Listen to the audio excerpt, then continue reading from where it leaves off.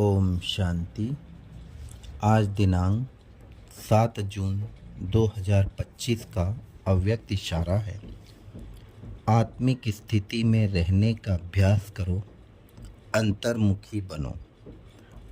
आत्मिक स्थिति में रहने का अभ्यास करो, अंतर्मुखी बनो।